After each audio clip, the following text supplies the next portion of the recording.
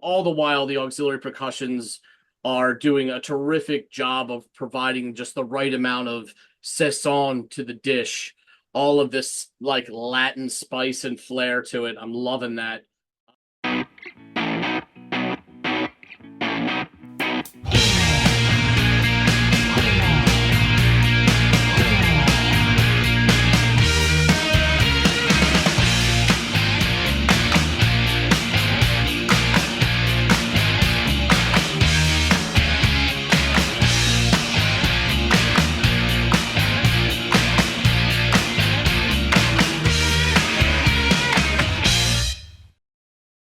Hey, everybody out there. Welcome back to another episode of the Audiophiles. It's Andy, it's John, and it's time to dig into some music. And John is going to offer up something for me to go off and listen to. I will give my reaction, and then we'll come back and chop up the artist and the song and the album, I'm sure. But yeah, John, in order to get started on all this, I'm going to need to know what I'm working with today, my friend. Okay, change of pace. Someone which I'm pretty sure you've heard of, Steve Winwood. Oh, yeah. I have heard of Steve Winwood, and I've heard Steve Winwood. So, interested to see or hear what the track will be today. Why Can't We Live Together? Is the track, not a question. Yeah, there's plenty of reasons. No, I don't think I've heard this track before. It doesn't ring any bells anyway. I guess I'll find out when I start listening. But yeah, no, I'm mostly familiar with like his work, even though I know he's probably done far more independently. But I feel like I'm more familiar with the stuff that he's done in all these, because he's a bit of a mercenary in bands, right? Like he's done a bit here and there. Like he did Traffic, Blind Faith. God, what's the other one that he's in? Spencer Davis Group or something like that. Is that it? Yeah. So I'm familiar with him in bands more than I am, but I know that he's been kind of doing independent stuff for a while, right? Yeah.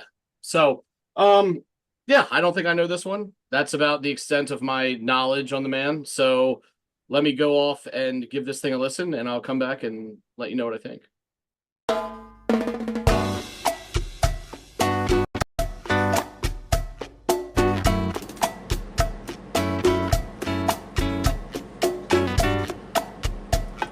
And the Carlos Santana vibes keep on coming. This is weird. Okay. Music's not weird, it's just weird that the visual made me think of Carlos Santana and the music started. There's clearly this like Latin beat that's happening. Yeah.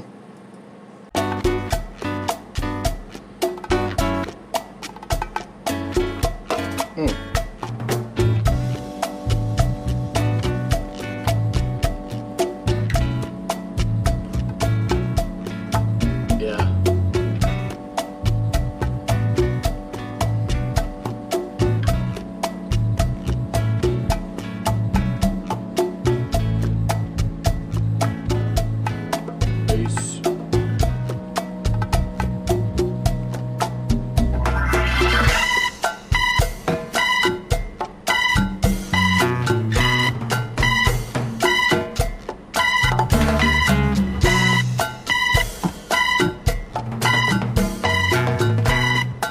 Oh.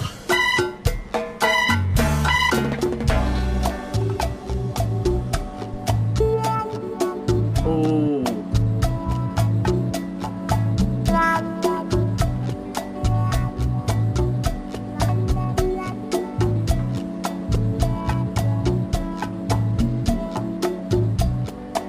Tell me why. Oh, wait, that Winwood already sounds great. So the organ comes in with all the subtlety of Kramer sliding into Jerry's apartment. Uh, and then after that, you get this like smooth operator guitar work. Also, Carlos Santana, strong. The Santana vibes are strong in this one. Um, but yeah, the guitar comes in with this smooth operator, like liquid nature, and it's a little bit of a touch of wah on there, I think. It's such an interesting juxtaposition between the two instruments and how they kind of like made their presence felt in the song. Yeah, I'm digging that. I actually want to take that back a little bit.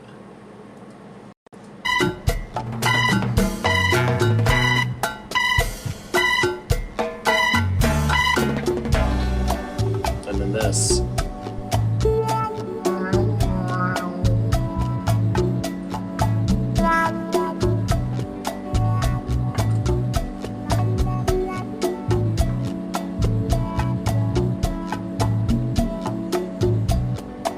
Tell me why, tell me why, tell me why. Oh. Why can't we live together? Tell me why, tell me why. Why can't we live together?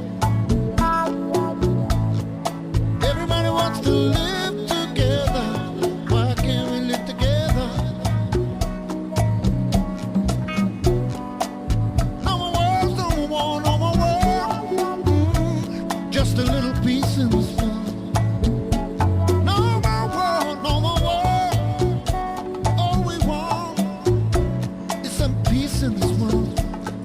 It's got some great blue-eyed soul to his voice, and the way he's kind of like purring these lyrics while the guitar is doing some similar suave stuff beneath it. It's just like pouring, honey over molasses. It's just two really sweet things moving slowly at the same pace, kind of in tandem. It sounds really, really good. Everybody wants to live together. Why can't we live together?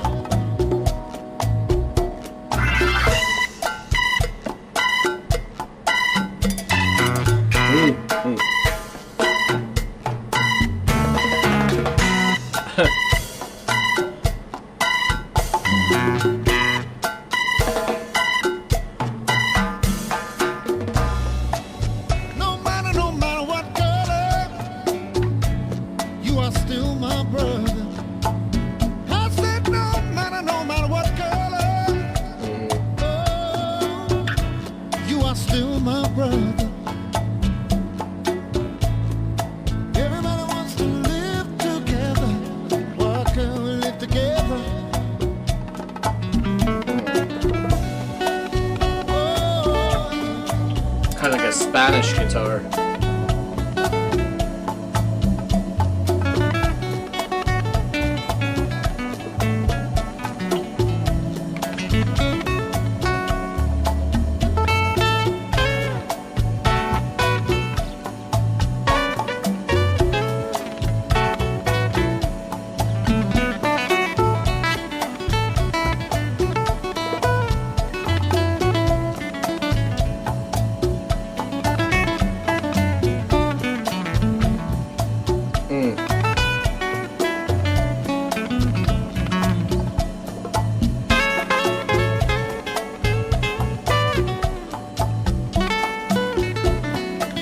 That's so pretty. tell me why, tell me why, tell me why. Why can't we live together? Tell me why, tell me why. Why can't we live together? Everybody wants to live together. Why can't we live together? Yeah, yeah.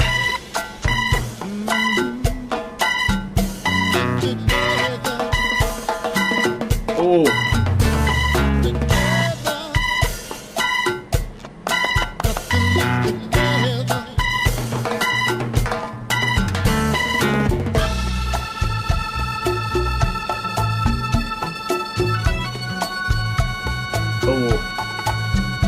kind of like a passing of the torch moment there. We had like this guitar, then we had like a little chorus, and now this organ is doing amazing stuff. All the while the percussions are killing it.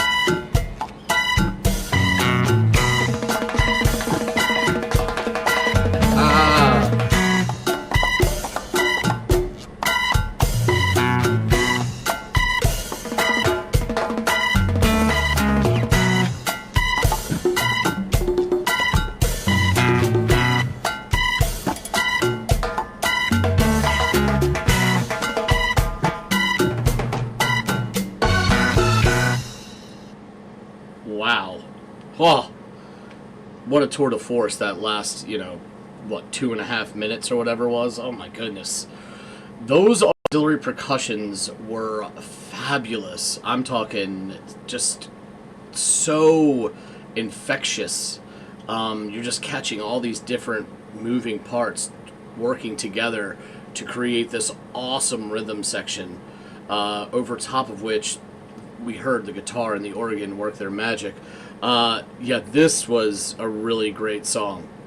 I mean, it's not at all what I thought I was going to get into. I mean, even when I saw the thumbnail and I thought Carlos Santana, I was like, what are the chances? I guess the chances are pretty damn good that we're going to get something akin to that.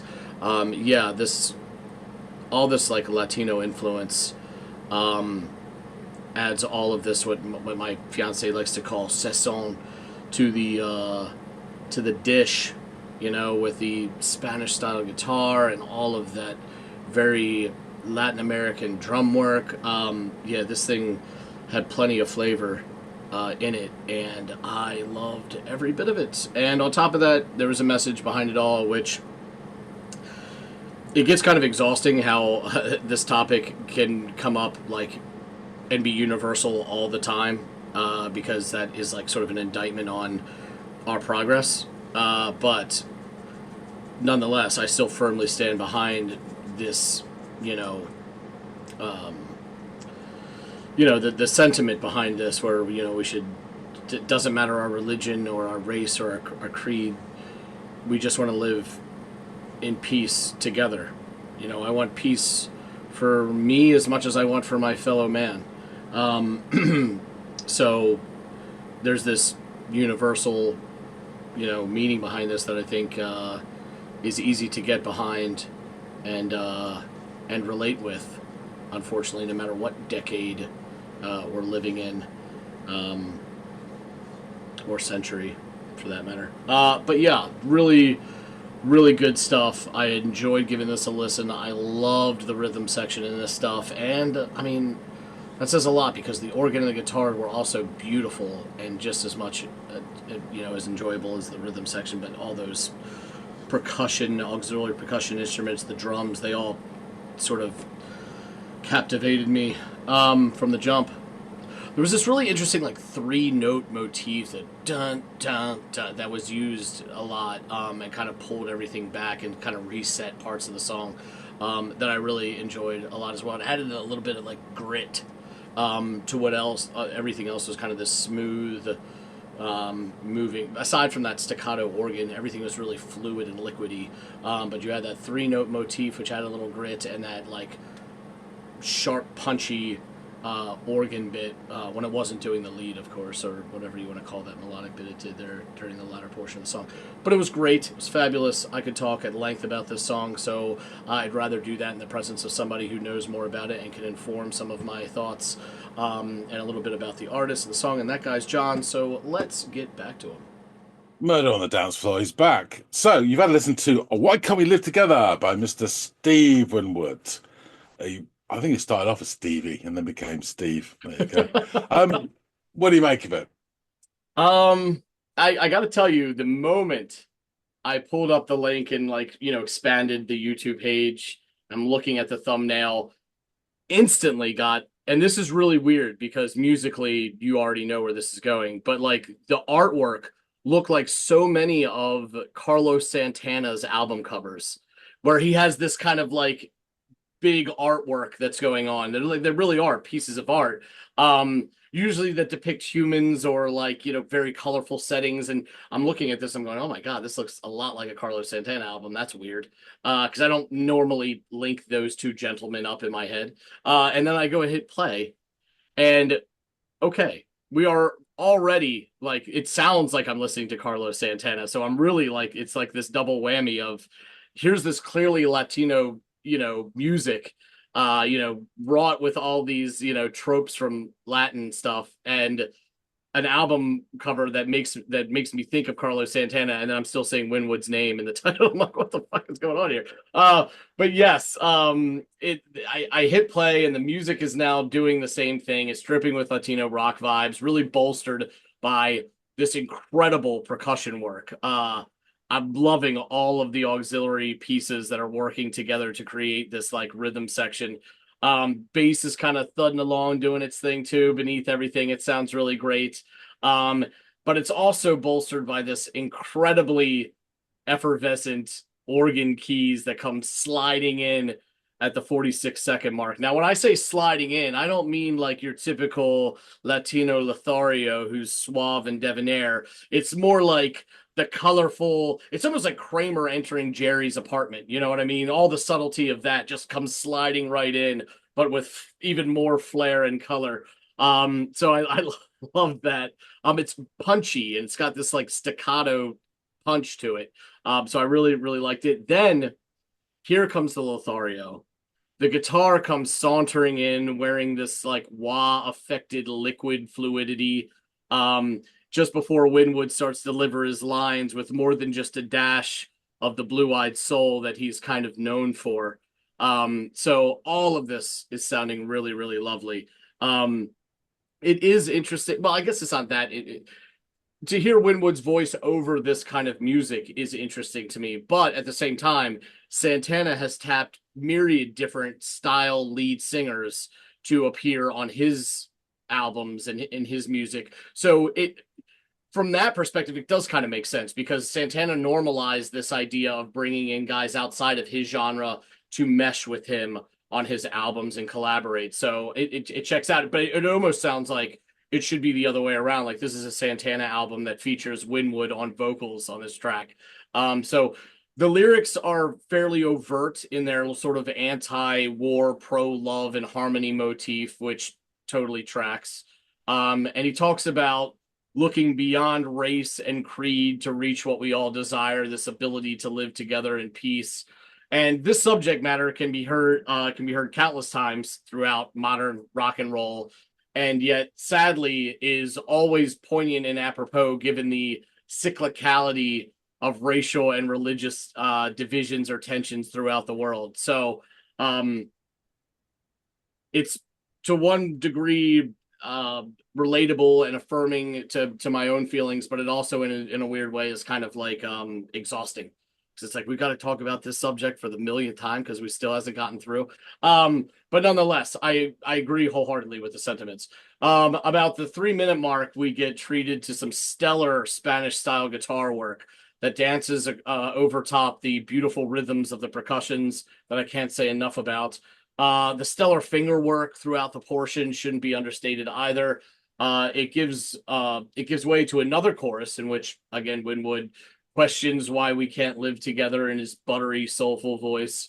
And then at the 421 mark, the organ shoots back in, just hammering those notes as the guitar adds a little bit of grit to the song. There's kind of like this 3-note motif that is kind of rougher than the rest of it, but I like it because it's almost this reset mark for the next, repetition of the line. And it just adds more to the song. So I really like that a lot. And now the organ has firmly taken the reins and begins to play this melodic motif, just as the guitar had earlier before the chorus. So it's kind of these like, we're bookending this chorus with these leads, whether one on the guitar and now one on the organ. And this jam continues for another 2.5 minutes as the keys descend in notation at one point. And then punctuate again with these sort of like punchy staccato strikes. All the while, the auxiliary percussions are doing a terrific job of providing just the right amount of saison to the dish. All of this like Latin spice and flair to it. I'm loving that. And the guitar returns again with a little bit of that gritty notation in the chords before the song kind of dismounts on that 3-note flourish. And the song had movement and rhythm and more than just a touch of Latino swagger that I alluded to earlier. I really enjoy the infectious nature of how it made me want to move to the music, as Latin music will often, render its listeners.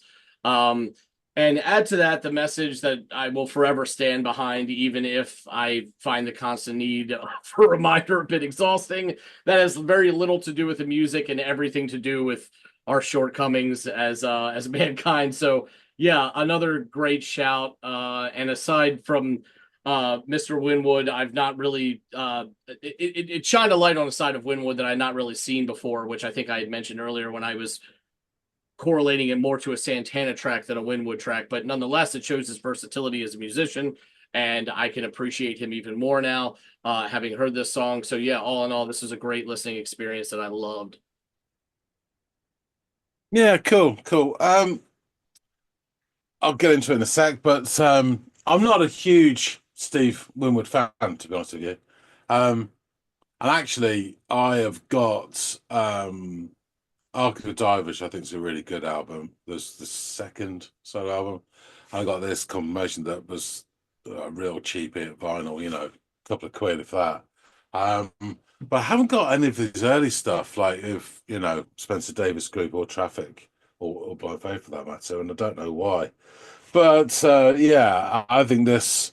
I thought you get a kick out of the percussion at least on this.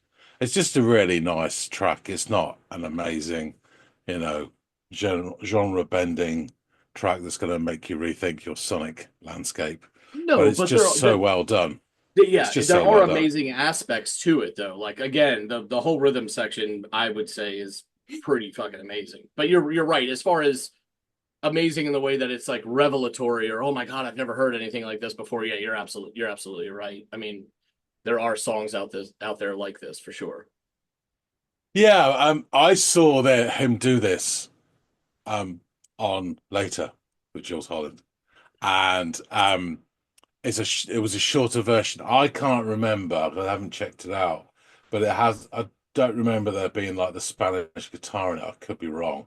It's definitely shorter than the studio this album version. But live, the percussion was just so good and so pure. This lovely hand percussion and bits and pieces going on, and him just there on the organ. And Jules was playing the piano as well, so it was a little bit softer sounding, tinkling as well, as he was wont to do. But I thought the album version, just you could really hear all the percussion done really well. It's just a bit purer, I think. So that's why I chose this. So we'll get into it because his career is really interesting. He was born in Handsworth, Birmingham, home of Steel Pulse, Handsworth Revolution, in 1948. And he's obviously an English musician, songwriter. His genres include, as you said, blue-eyed soul, rhythm and blues, blues rock, and pop. He is mainly known as being a guitarist and a keyboard player and vocalist, but he also plays really well drums, mandolin, bass, and saxophone. He achieved fame during the 60s and 70s as part of, as you mentioned, Spencer Davis Group from 1964 to 1967, Traffic from 67 to 69, and then again from 70 to 74, and in between those bits, Blind Faith, 1969. So he began playing piano at the age of 4, and he was interested in swing and Dixieland jazz, and soon started playing drums and guitar as well. While he was still a pupil at Great Bar School, Winwood was part of the Birmingham blues rock scene, playing the Hammond organ and guitar, he backed blues legends such as Muddy Waters, John Lee Hooker, Howling Wolf, B.B. King, Chuck Berry, and Bo Diddley when they were doing their UK tours. And he was still at school. And he said to have modelled his singing on Ray Charles. At the age of 14, then known as Stevie Winwood, he became the singer and keyboard player of Spencer Davis Group at the age of 14. They had 2 UK #1 singles in the late 65 and early 66 with Keep On Running and Somebody Help Me. The money from this allowed him to buy his own Hammond organ. He also co-wrote the band's sort of American breakthrough songs, Give Me Some Loving, which was huge, and I'm a Man, both of which went top 10 in the US and the UK in late 66 and early 67. He then left the group. In 1968, Winwood was recruited by a certain Jimi Hendrix to play organ for Voodoo Child on Electric Ladyland album. Holy shit. So he did all those other stuff for Clapton and stuff like that, and I'll just fast forward a bit. So it was really, he brought out an album right at the end of the 70s solo, it was his first one, but it was the 80s that his solo album really flourished with a number of hit singles and albums. This is taken from his 2003 album, About Time, which you saw the thumbnail for. Yeah, and as I've put in my notes here, I absolutely fell in love with the sound of both the percussion and the organ. And Jules, when he's like introducing it, says this guy is a musical legend, and he's just brought this new album out that's just solely, I know, organ, very simple, backed with this amazing percussion. And I guess the whole album is like that, but this is easy. It's the strongest track. So personnel: Steve Winwood, vocals and Hammond B3 organ. Jose Perez de Almeida Neto, guitars. Wilfredo Reyes Jr., drums, additional percussion. Carl Vanden Bosch, congas. And Richard Bailey. Is it timbales? Is that how you say it? Yeah, yeah. Yeah. There's not many reviews of the album, and I have to say the album's okay. It's really nice. I mean, there's a lot of Santana albums like that that are okay and have a few little diamonds within it. About Time finds Stevie. This is from All Music review. Sorry. About Time finds Winwood scaling back things considerably, keeping himself to a trio, featuring him on a Hammond organ. Occasionally congas and timbales and other percussion flesh out the rhythm, while Carl Denson plays flute or saxophone elsewhere. But these are subtle additions to a loose, laid-back, intimate album that harks back to Traffic. And if individual songs are not necessarily memorable, they don't necessarily need to be. The feel is the thing here, and while it isn't first-rate Steve Winwood, it does feel like a welcome update from an old friend, which, after several years of waiting and several uneven records, is enough. I got this album when it came out on CD. It wasn't released on vinyl, but yeah, so it is easily the best. Now, the track itself, Why Can't We Live Together, was originally written and recorded by Timmy Thomas in 1972. It was one of the first ever hit songs to include a rhythm machine, a sort of forerunner of a drum machine. He wrote it in response to hearing a Walter Cronkite report on the number of deaths in Vietnam. It reached number 1 in the US R&B charts and number 3 in the Billboard charts, eventually selling 2 million copies, and it was his only hit.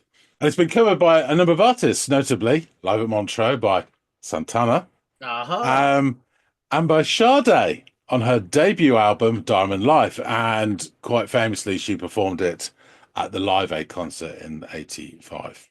Okay, no shit. And a lot of people think that it's her song, but you know, old Timmy banged it out sort of 10, 13 years beforehand. Anyway, lyrics are very simple. Tell me why, tell me why, tell me why. Why we can't live together. Tell me why, tell me why. Why can't we live together? Everybody wants to live together. Why can't we live together? No more war, no more war, no more war. Just a little peace in this world. No more war, no more war. All we want is some peace in this world. Everybody wants to live together. Why can't we live together? No matter what color, you are still my brother. I said no matter what color, no, you are still my brother. Everybody wants to live together. Why can't we live together? And then we get that Spanish guitar solo. Then it comes back in. Tell me why, tell me why, tell me why. Why can't we live together? Tell me why, tell me why. Why can't we live together? Everyone wants to live together. Why can't we be together? Together, together, together. And then we get the organ solo, which extends on and pretty much takes it out to the end. So yeah, just to summarize, Steve Winwood as a solo artist released 9 studio albums. I think 2 live albums as well. And I think I read 9 compilation albums, which is amazing, since he only produced 9 albums anyway. But he also had 3 top 10 albums in the US and a 1 number 1 album. He also had 4 number 1 singles in the US charts as well. And it's reckoned he has sold 7 million records in the USA alone. He has won 2 Grammy Awards. And in 2008, Rolling Stone ranked Winwood number 33 in the list of his 100 greatest singers of all time. That's amazingly high. Yeah. I think probably for his work in the 60s, to be fair. In 2011, he won the Ivor Novello Award from the British Academy of Songwriters, Composers, and Authors for Outstanding Song Collection. His last album was released in 2008, but he continues to play live to this day. And I think he was joined on stage by his daughter a few years ago, one of his tours. So, I mean, he's in his 70s now, late 70s, but Yeah, still he's doing probably it. taking it a bit easier, but, still enjoying himself, which is Yeah. fair enough. I remember Um, Greg actually had me check out Dear Mr. Fantasy, like a live version of Winwood performing that, like at Crossroads or something like that. But he had to like stand in on lead guitar for the performance and killed the guitar on it, even though he was more known for his organ work, keyboards, as you yeah. clearly highlighted. But I'd sort of known that song from a distance at that time, and I've heard it a few times since, and it's that was originally Traffic, wasn't it? Was that or Yeah, was that one of I yeah, believe yeah. so. So I had known of that. So this is a very different sound from him that we got to listen to today, which is a really interesting juxtaposition from what I'm. That being an example of some of his other stuff that I'm familiar with to what we heard, it was just night and day. So.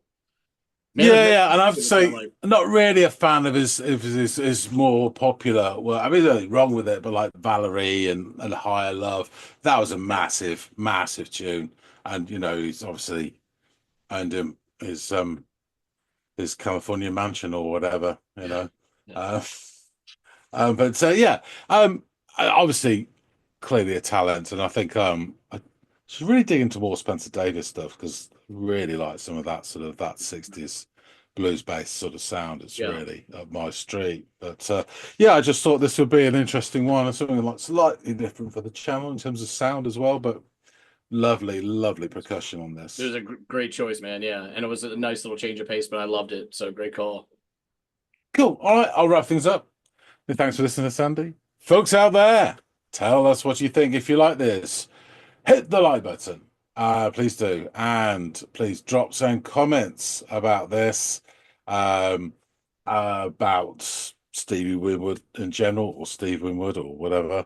Anyone familiar with this album, this song, which one do you prefer? Timmy's original, or Sade, or, or this one, or Santana? Please, we'd love to hear from you. Drop your comments. And if you haven't subscribed already, please do consider it. And all this meaty goodness could be on your plate day after day, Monday to Friday. We're vegetarian at the weekends. That being said, thanks so much for watching. And we'll see all of you in the next episode of the Audiophiles. See you later, guys.